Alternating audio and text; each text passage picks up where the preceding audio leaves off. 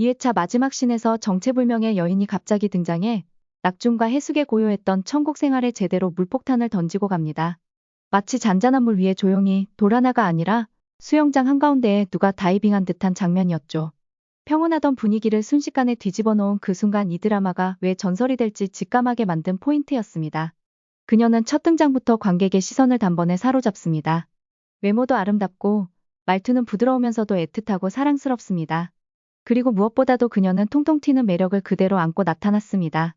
짧은 치마 아래로 드러난 꿀벅지는 그야말로 환상이었고 리듬감 있게 살아 움직이는 그 꿀벅지의 살들을 본 순간 해숙의 눈은 좌우로 팽팽 마치 만화 속 캐릭터처럼 미친 듯이 돌아가기 시작합니다.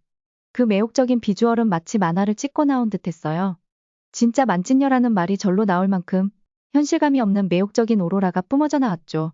걸음걸이 하나, 머리 넘기는 손짓 하나까지 전부 화면을 꽉 채우며 보는 이의 숨을 턱 막히게 만들었습니다. 아, 저건 위험하다. 해숙의 이성의 끈이 뚝 하고 부러지는 소리마저 났다니까요. 그런 그녀가 고낙준을 보자마자 주저없이 달려가 와락 안깁니다. 낙준 씨만 생각하며 여기까지 왔어요. 이 말을 들은 해숙은 감정적으로 폭발하죠. 양쪽 머리채를 잡고 벌어진 난투극 장면은 정말 재밌었고 세 사람 사이에 예고되지 않은 복잡한 삼각관계의 기대감을 폭발시켰죠. 해숙이 할머니의 모습이 아니라면 이렇게까지 폭발하지 않았을지도 모릅니다. 자기는 주름 가득한 할머니인데 남편은 30대 꽃미남이니 그것만으로도 속이 부글부글한 상황이었거든요. 그런데 하필 그 타이밍에 20대 조녀녀가 낙준 품에 안겨버린다? 그건 그냥 눈 돌아가는 거지요. 이건 정말 인정할 수밖에 없는 드라마 신의 한 수였습니다.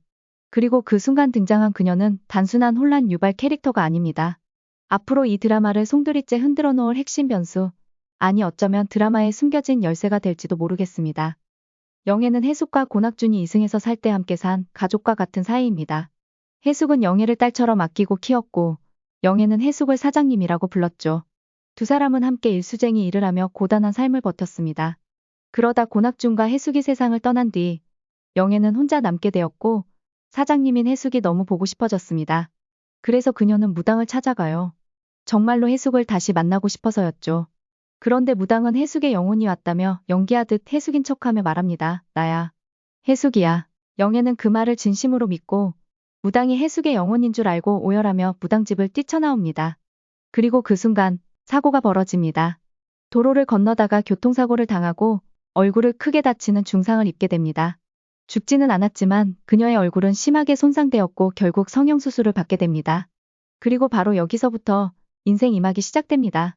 그 수술로 인해 그녀의 얼굴은 마치 한 편의 드라마처럼 완전히 새로 태어났습니다. 병원에서도 동네 사람들도 입을 모아 말했죠. 어머, 누구세요? 연예인이세요? 그녀는 원래는 그리 이쁜 모습은 아니었습니다. 그저 평범한 스타일이었고 예쁘게 꾸미지도 않았었습니다. 그런데 사고 이후 먹는 것도 제한되고 병원에서 특별식을 먹다 보니 살이 쭉쭉 빠지기 시작했고 수술로 다시 태어난 얼굴은 글자 그대로 인생 역전이었습니다. 거울을 보면 놀랄 정도였어요. 살이 빠져 턱선은 살아나고 눈은 커졌고 콧대는 오똑해졌고 입술은 작고 오밀조밀해졌습니다. 아침마다 세수를 하면서 스스로에게 인사하고 싶었을 정도로 말이에요. 안녕, 오늘도 예쁜 나야. 사람들은 예뻐지면 자신감이 생긴다고 하지만 영애는 달랐어요. 예뻐져도 여전히 마음은 찬바람 부는 길목처럼 외로웠습니다. 겉모습은 완전히 달라졌지만 그녀의 마음속엔 오직 하나, 해숙에게 가고 싶다는 생각만이 단단히 남아있었죠. 그래서 다시 한번 자살을 결심하고 이번엔 정말 죽고 맙니다. 지옥으로 가는 열차에 탑승한 그녀는 그곳에서 고낙준을 만나게 됩니다. 고낙준을 본 영애는 순간 멈춰섰습니다. 그녀가 알고 있던 고낙준은 분명히 80세의 할아버지였고 죽음도 그 나이에 맞춰 찾아왔을 터였습니다. 그런데 눈앞에 서 있는 사람은 너무도 젊고 너무도 익숙한 그 시절의 고낙준이었습니다. 정말 아저씨인가? 당황스러움이 얼굴에 그대로 드러났고 마음은 요동쳤습니다. 하지만 잠시 후 그녀의 눈이 확 커지며 확신으로 채워졌습니다. 맞아. 저 모습은 바로 아저씨야. 그제야 온몸이 벅차오르고 그녀는 무언가에 끌리듯 낙준을 향해 달려가기 시작합니다. 마음속에서 외치는 건 단 하나였습니다. 아저씨, 저예요. 나 영애예요. 그 순간 열차가 갑자기 거칠게 흔들리며 이어지는 커다란 소리와 함께 열차의 문이 양쪽으로 쫙 열리기 시작합니다. 검은 어둠, 바닥도 없고 끝도 없는 구멍 같은 무언가가 열차 바깥으로 펼쳐지며 사람들을 하나둘씩 빨아들이기 시작합니다. 말 그대로 거대한 블랙홀이 열린 듯한 광경이 펼쳐집니다. 강풍이 몰아치듯 소용돌이치고 비명과 울부짖음이 여기저기서 터집니다. 그리고 그 안에 영애도 있었습니다. 그녀는 갑작스럽게 몸이 붕 뜨더니 마치 줄이라도 끊긴 연처럼 허공에 떠올라 무자비한 어둠 속으로 끌려들기 시작합니다. 그때 그녀는 절규합니다. 눈이 뒤집히고 목소리가 찢어질 듯 외칩니다. 살려주세요, 제발요. 그녀의 손은 공중을 휘저으며 절박하게 뻗쳐지고 온몸은 바람에 쓸려가듯 떨리고 있었습니다. 그것은 말 그대로 죽음보다도 더 무서운 공포였습니다. 살려주세요, 나 좀 살려주세요.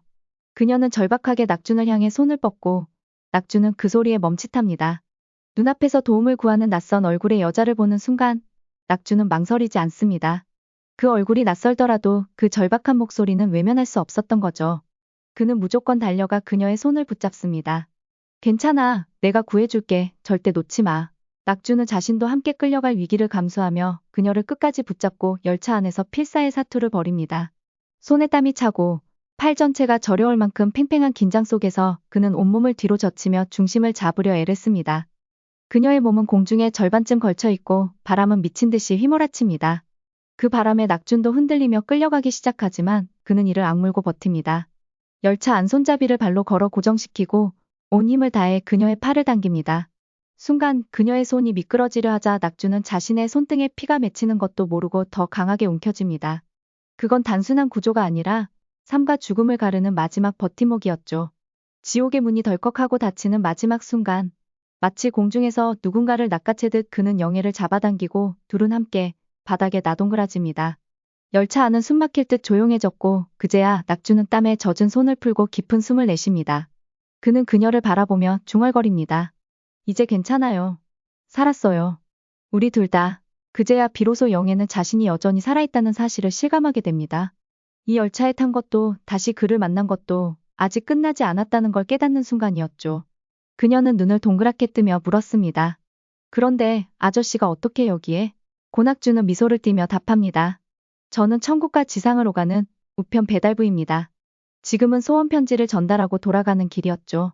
하지만 그 말을 끝내기도 전에 영애는 지옥을 경험한 충격과 공포 때문에 결국 정신을 잃고 맙니다.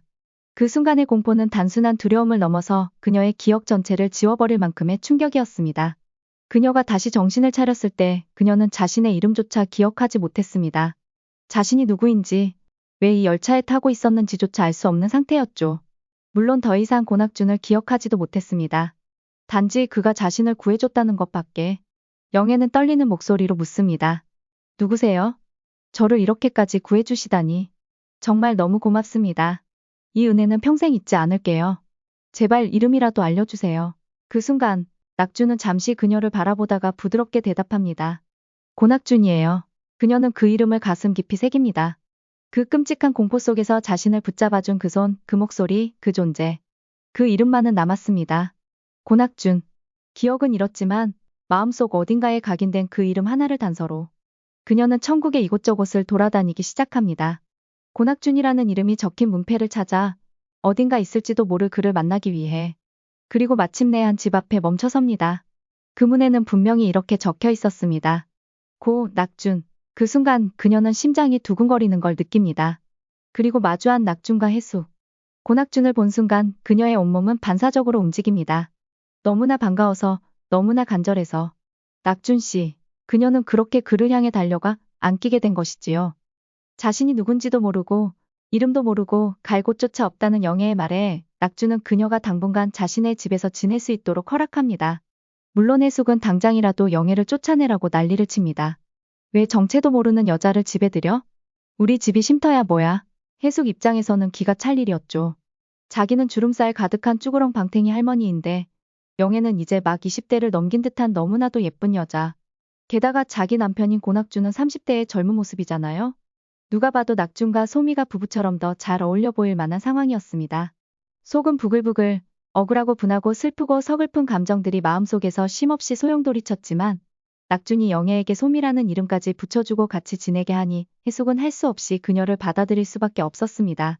그렇게 해숙과 낙준과 함께 지내는 동안 영애는 자신이 누군지 여전히 알지 못했지만 알 수 없는 그리움과 익숙함에 자꾸만 끌려가는 자신을 느끼기 시작합니다. 이상하게도 해수 곁에 있을 때마다 따뜻하고 익숙한 감정이 밀려옵니다. 왜 그런지 이유는 모르겠지만 해수기 너무 좋고 너무 편합니다.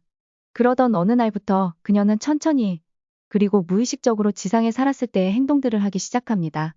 밥을 먹고는 어깨를 한껏 으쓱이며 아이고 이 맛에 살지 라며 익숙한 말투를 툭 던지고 걸을 때도 옛날 영애가 그랬던 것처럼 약간 뒤뚱뒤뚱한 걸음걸이를 보이기 시작합니다. 무심코 머리를 묶을 땐 과거의 영애처럼 손으로 슥슥 뒤로 대충 묶고 말죠. 그리고 어느 날 해숙이 부엌에 있을 때 무심코 이렇게 부릅니다. 사장님 거기 설탕 있어요? 자신도 모르게 나온 그 호칭에 해숙은 멈칫하고 낙주는 천천히 그녀를 바라봅니다. 그녀의 기억은 아직 돌아오지 않았지만 뭔가 마음은 이미 기억하고 있었던 겁니다. 그렇게 세 사람의 새로운 동거가 시작되며 모든 퍼즐은 천천히 맞춰지기 시작합니다. 여러분 어떠셨어요? 3회가 너무 기다려지지 않으세요? 전 벌써부터 흥분이 됩니다. 세 사람이 전에 지상에서 살 때처럼 아주 재밌는 일들이 많이 일어날 것 같아요. 게다가 한지민 배우가 연기하는 영애는 과연 어떤 모습일지, 어떻게 과거의 영애를 표현해낼지 그 연기와 디테일이 너무나 기대됩니다. 다음 회차도 절대 놓치지 마세요. 이야기는 이제부터 더 깊어지고 더 감정적으로 터지기 시작할 테니까요. 한지민 배우가 표현할 영애의 변화 그리고 해숙과의 관계가 어떻게 풀릴지 우리 모두가 기다리고 있는 바로 그 순간들이 다가오고 있습니다. 지금 구독과 좋아요 꾹 눌러주시고 알림 설정까지 해두시면 다음 영상도 가장 먼저 확인하실 수 있어요. 그럼 다음 영상에서 또 만나요.